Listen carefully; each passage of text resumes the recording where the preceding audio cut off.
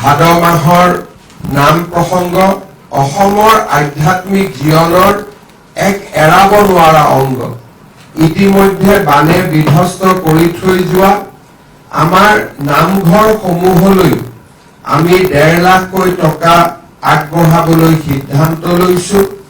এই পুঁজিও অহা 7 তাৰিখৰ আগতে আমি মুকলি কৰি দিবলৈ সিদ্ধান্ত লৈছো।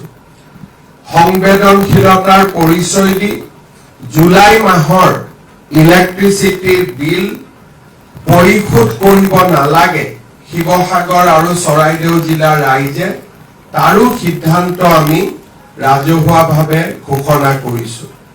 এবছৰলৈ মাটিৰ খাজানা ৰেহাই দিয়াৰ সিদ্ধান্তও ৰাজ্য চৰকাৰে ইতিমধ্যে ঘোষণা কৰিছে। আজি আমি এটা নতুন কাৰ্যসূচী ৰূপায়ণৰ বাবে ইয়াত সমবেত হৈছো। বানাক্ৰান্ত ৰাইজে ইতিমধ্যে যথেষ্ট ৰাইজৰ সহায়ত খাদ্য সামগ্ৰী লাভ কৰিছে, কিন্তু নিজ ঘৰলৈ উভতি যোৱাৰ বাবে বাচন বৰ্তন কাপোৰ কানি ঘৰখনক পলসৰ পৰা মুক্ত কৰিবলৈ বৰ্তমান ৰাইজক আটাইতকৈ যদি প্ৰয়োজন আছে সেয়া আছে নগদ ধনৰ প্ৰয়োজন।